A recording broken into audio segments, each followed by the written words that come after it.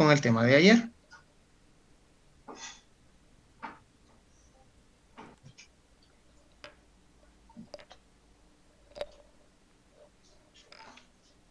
Ayer dimos lo que era la introducción de lo que eran los aldehídos y las cetonas. Si me recuerdan si estoy bien, ya hoy comenzamos con preparación.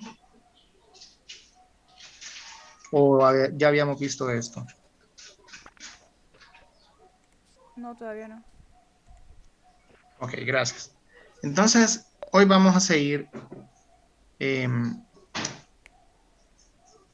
viendo lo que es este contenido para dejar para la próxima semana las reacciones que vamos a adicionar de aldehídos y cetonas. Porque los compuestos carbonílicos sufren varias reacciones que son muy útiles, tanto a nivel de laboratorio, a nivel educativo, como a nivel del campo profesional. Entonces, vamos a ver qué métodos de preparación del aldehídos y cetonas tenemos aquí. Bueno, pues tenemos en primer lugar que los aldehídos y las cetonas pueden ser preparados por oxidación de alcoholes, por ozonólisis de alquenos, por hidratación de alquinos, por la acilación de Friedel-Crafts con métodos de mayor importancia. Nosotros vamos a adicionar otros. La ozonólisis de alquenos. Los alquenos se rompen con ozono formando aldehídos o cetonas. Si el alqueno tiene hidrógenos, se van a producir aldehídos. Si tiene dos cadenas carbonadas, se van a formar cetonas. Aquí tenemos dos ejemplos. Podemos utilizar la mezcla de ozono con ácido acético y zinc, o podemos utilizar ozono, agua y zinc. En este caso, como ven, el alqueno tiene hidrógenos. Entonces, al momento que ocurre la ruptura del doble enlace,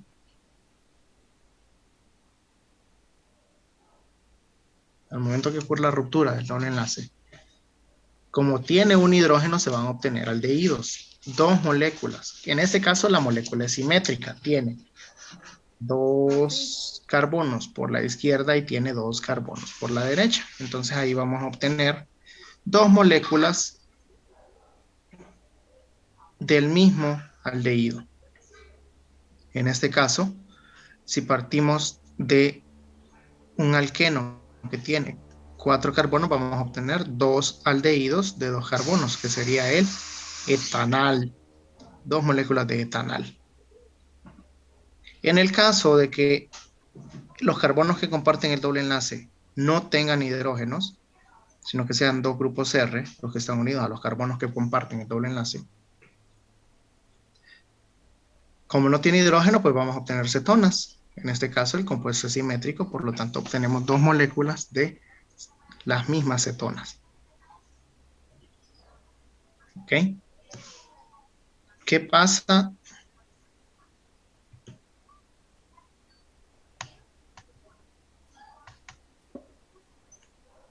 También puede que tengamos casos en que la molécula no sea simétrica, sino que tengamos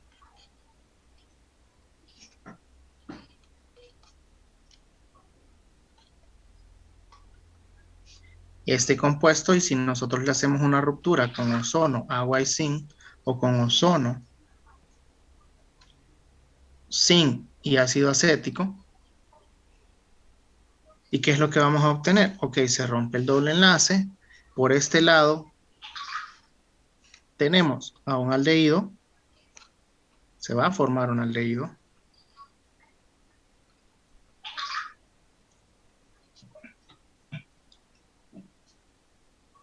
más por este otro lado, como no tiene hidrógeno, sino que lo que tiene son dos grupos R,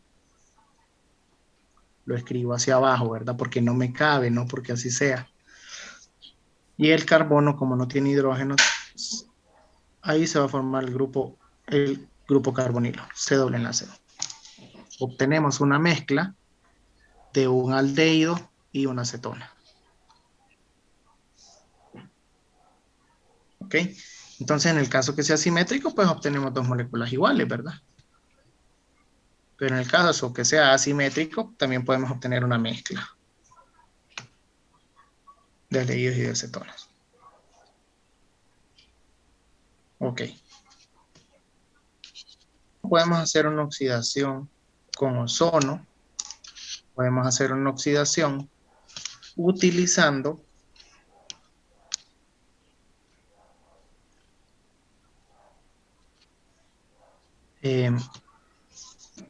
otros catalizadores como ser, debemos saber que los alcoholes primarios y los alcoholes secundarios se oxidan para dar aldehídos y cetonas respectivamente. Debe tomarse en precauciones en la oxidación de los alcoholes primarios, puesto que se sobreoxidan y no quedan en la etapa de aldehído, sino que se oxidan hasta ácidos carboxílicos, en presencia de oxidantes que contengan agua. En estos casos, se debe trabajar con reactivos anhidros, como el fluorocromato de piridinio en diclorometano, a temperatura ambiente. Aquí lo tenemos, clorocromato de piridinio en diclorometano a temperatura ambiente. ¿Qué es lo que evitamos? Que el que el alcohol primario se oxide hasta la etapa de ácido, sino que aquí lo detenemos en la etapa de aldehído, utilizando este catalizador. ¿Podemos hacerlo con permanganato de potasio? No es preferible porque el permanganato de potasio es un agente oxidante fuerte. Entonces, sí podríamos hacerlo con trióxido de cromo. Sí podemos hacerlo con trióxido de cromo. Y de esa manera nos detendríamos en la etapa de aldehído, ¿verdad? Pero siempre tenemos que saber qué cantidades son las que vamos a adicionar para detenernos en la etapa de aldehído. Por ejemplo, el etanol, cuando lo hacemos reaccionar con este reactivo, obtenemos el etanal. Que nosotros escribamos CHO, es lo mismo que tengamos el grupo C doble enlace O, H. Es una manera de abreviarlo, ¿verdad? Es una manera de abreviarlo.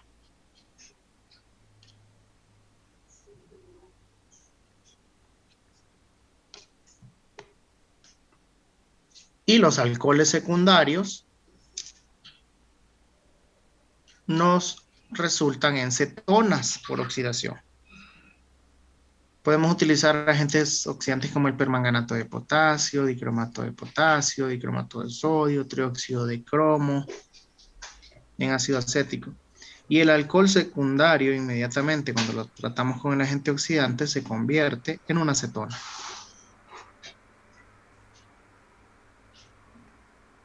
¿Ok? En este caso, pues partimos del 2-propanol o alcohol isopropílico. Con trióxido de cromo en medio ácido acuoso obtenemos la acetona o propanona, ¿verdad?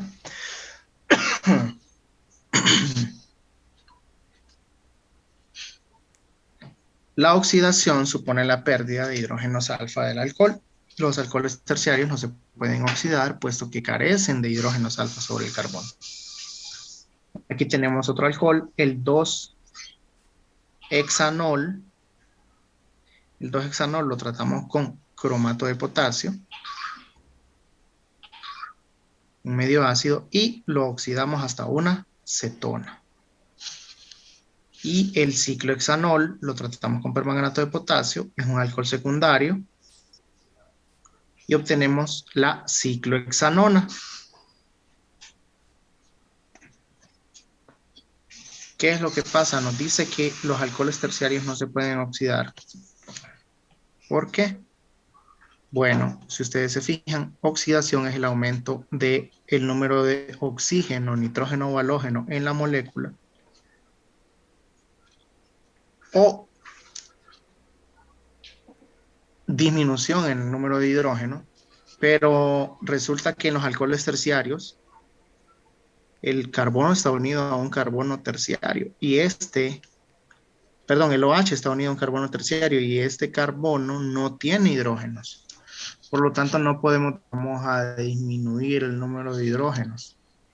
Entonces, aquí, cuando intentamos hacer una oxidación, una reacción de oxidación, no hay reacción de oxidación.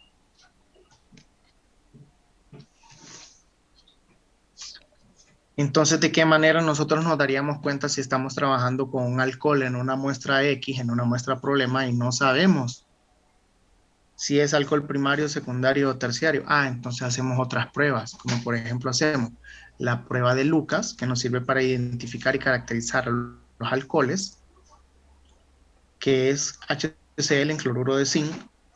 Le adicionamos a la muestra ese reactivo y vemos el nivel de efervescencia que resulta. Y dependiendo de esa prueba, nosotros sabemos si efectivamente tenemos un OH, un alcohol terciario o primario o secundario.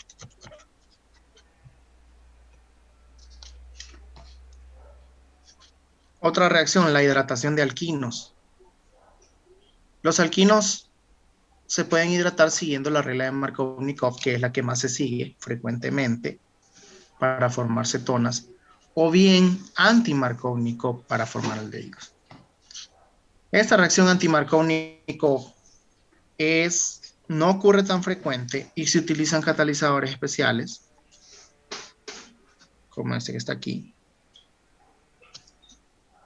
Ok. Si se fijan, es en presencia de peróxido. Sigue la reacción, la vía anti-Markovnikov. Y la vía Markovnikov, que es la que más comúnmente ocurre, es cuando nosotros partimos de un alquino y le adicionamos agua en medio ácido y sulfato de mercurio.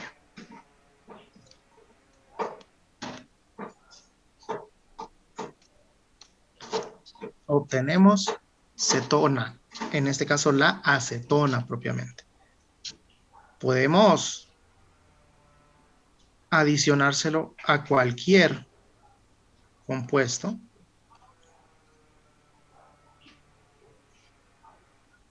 que tenga un triple enlace.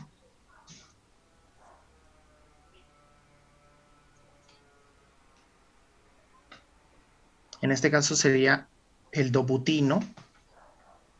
Y al momento de nosotros adicionarle agua en medio ácido y sulfato de mercurio, completo, ¿verdad? Agua en medio ácido y sulfato de mercurio,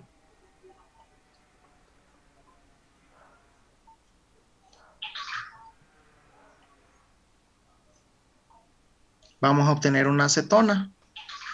Pero ya no va a ser la acetona porque aquí tenemos 4 carbonos. Va a ser la dobutanona.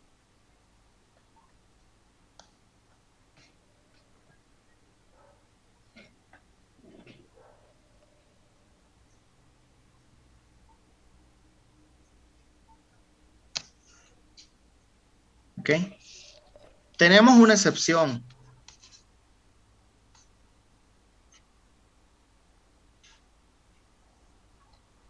Y es cuando utilizamos este compuesto.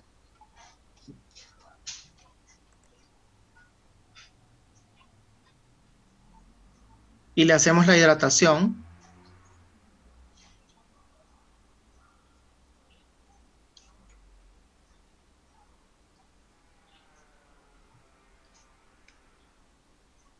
No vamos a obtener una acetona, ¿verdad? No podemos obtener una acetona porque los 2 carbonos que con triple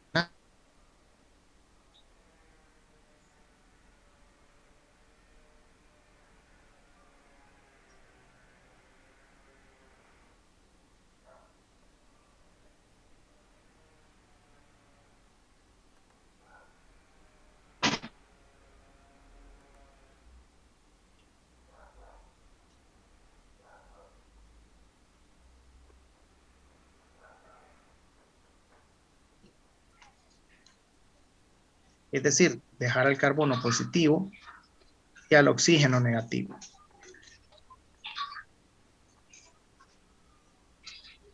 Entonces, un nucleófilo es aquella partícula que está cargada en forma negativa. Va a buscar unirse a este carbono carbonílico. La mayoría de estas reacciones ocurren en medio ácido. También hay sus excepciones, ¿verdad? A la regla. Podemos hacer reaccionar en medio básico. Sí, sí se puede hacer reaccionar en medio básico, pero no es tan común. Aquí nos dice que pueden sufrir la adición nucleofílica, las oxidaciones y las reducciones. ¿Ok? Podemos adicionar alcoholes, podemos adicionar aminas primarias, podemos adicionar hidroxilamina, aquí faltan todavía, podemos adicionar amoníaco, podemos adicionar hidracina, podemos adicionar fenilhidracina, 2,4-nitrofenilhidracina. Todas esas las vamos a ver la próxima semana.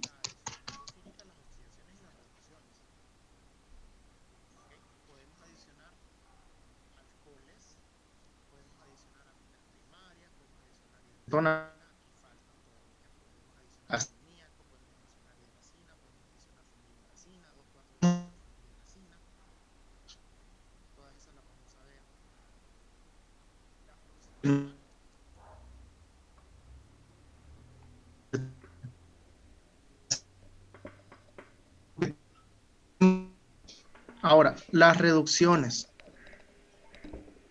Perdón, voy a hablar un poco de la oxidación de cierto grupo de compuestos. Las cetonas tradicionales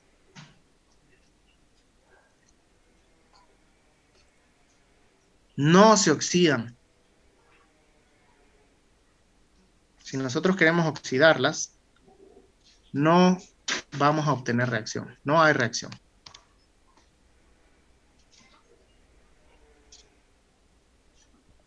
Pero hay cierto tipo de cetonas en las que utilizamos catalizadores especiales que nosotros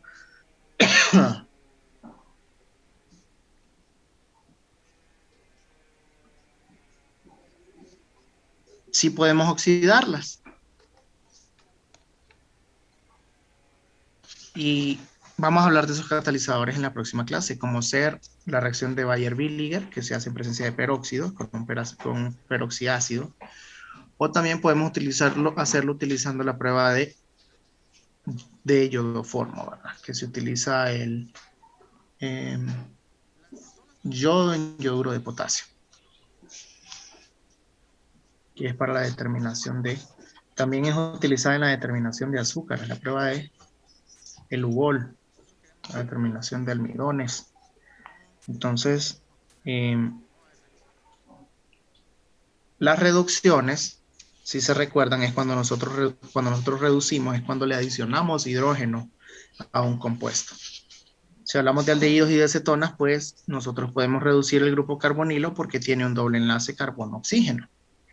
Entonces nosotros podemos, haciéndole una reducción, convertir ese carbono doble enlace oxígeno en dos hidrógenos.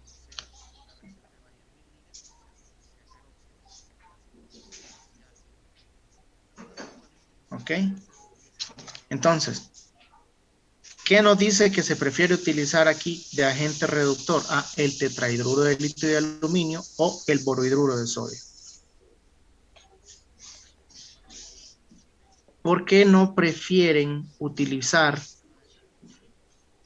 la reducción convencional en la que utilizábamos hidrógeno y un metal, que podía ser níquel, paladio, platino? Si se recuerdan, cuando nosotros teníamos un compuesto como este,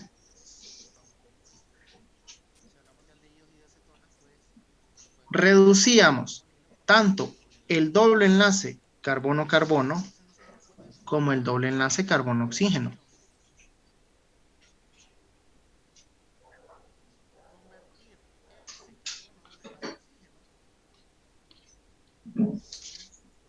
Pero aquí nos dice que mejor trabajemos con tetrahidruro de litio de aluminio o borohidruro de sodio. ¿Por qué? Porque si a este compuesto nosotros le adicionamos tetrahidruro de litio de aluminio o borohidruro de sodio, cualquiera de los dos, decíamos que ese tipo de catalizadores era selectivo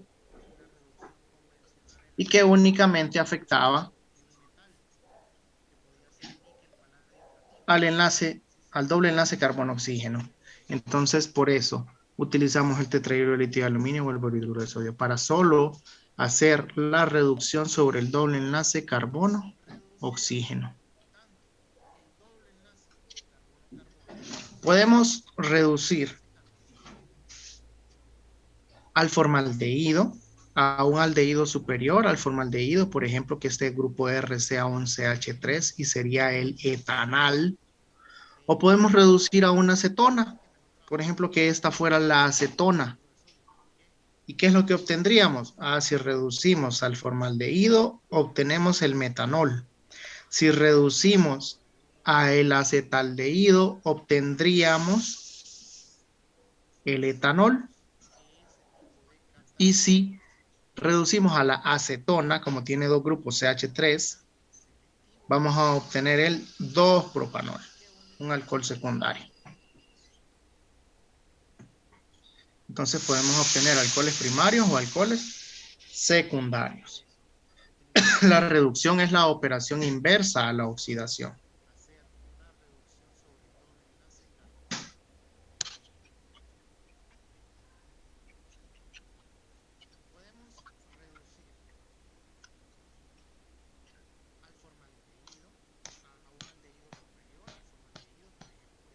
¿Okay? La reacción con reactivos de Grignard. En esta reacción nosotros hacemos reaccionar a un aldehído o una acetona con un reactivo de Grignard y vamos a obtener alcoholes.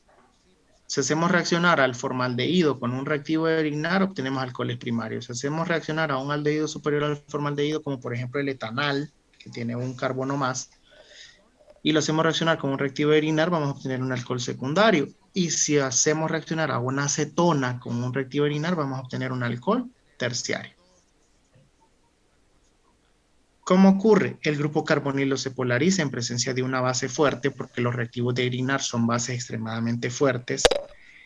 El grupo R que se desprende de aquí no va con carga positiva, sino que ese grupo R va con carga negativa, puesto que el magnesio tiene una carga positiva para unirse con el grupo R. Entonces ese R negativo se une al carbono. Ya tenemos RCH2. El MgX se une al oxígeno. Posteriormente le hacemos un tratamiento con agua y se produce el alcohol. La otra, tenemos un aldehído superior. Por ejemplo, que fuera este grupo R un grupo CH3. Tendríamos que ese CH3 prevalecería ahí, permanecería ahí, y el CH3, por ejemplo, si este fuera un CH3, se uniría al carbono carbonílico, una vez que se polariza este doble enlace carbono-oxígeno, y el grupo R se une a ese carbono, por lo tanto tendríamos dos grupos R unidos a ese carbono, R y R', vean. OMGX lo tratamos posteriormente con agua y obtenemos un alcohol secundario. Las cetonas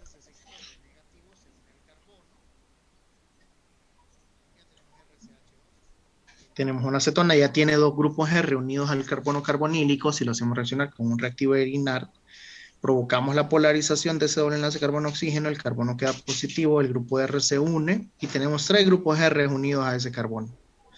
R, R' y R2', o MgX, y ese, cuando lo tratamos con una solución acuosa, se convierte en un alcohol terciario.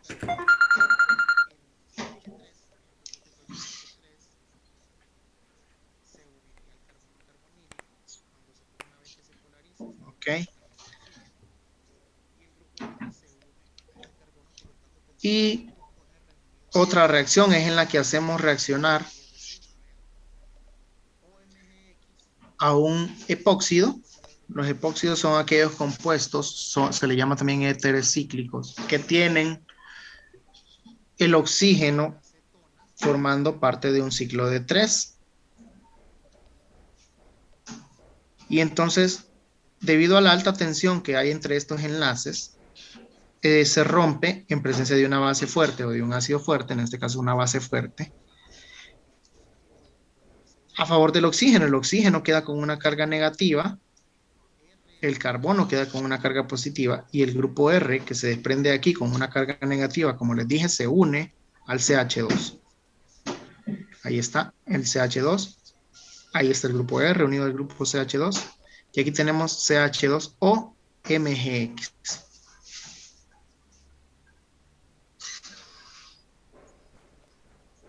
Y obtenemos un alcohol primario.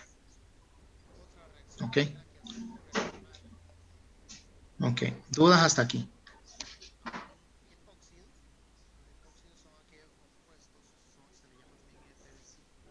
Semana vamos a continuar hablando de las reacciones de los aldehídos y las cetonas y vamos a adicionar otras. Así que para la próxima semana necesito que tengan su cuaderno a mano. Ok. El acumulativo, ayer lo había dicho, pero algunos ya se habían salido de la clase. El acumulativo va a ser igual que el parcial pasado, dos foros, el foro de alcoholes, fenoles y el foro, puede que venga una pregunta de éteres, así que léanlo o den una opinión acerca del tema de éteres, puesto que está subido en el campo virtual. Eh, y el otro foro que sería el foro de aldehídos y de cetonas. Esos son un total de 20%. El trabajo acumulativo grupal tiene también un valor de 20%. ¿En qué consiste el trabajo acumulativo grupal? Bueno, usos y aplicaciones de los alcoholes, fenoles, éteres y aldehídos y cetonas en los diferentes tipos de industria. Puede ser industria de alimentos, industria de la bebida, industria farmacéutica, industria de la medicina, industria de la veterinaria, industria de las pinturas, de los fertilizantes, de los agroquímicos, etcétera. Entonces, ese es el acumulativo siempre con la misma estructura de portada con integrantes, objetivos, observaciones, conclusiones, bibliografía, marco teórico, ¿ok? Y anexos. Siempre traten de adicionarle imágenes a los trabajos o alguna tabla para que no sea únicamente un trabajo blanco y negro, ¿verdad? Sino que lleve un poco de color. Entonces, no sé si alguien quiere agregar algo más.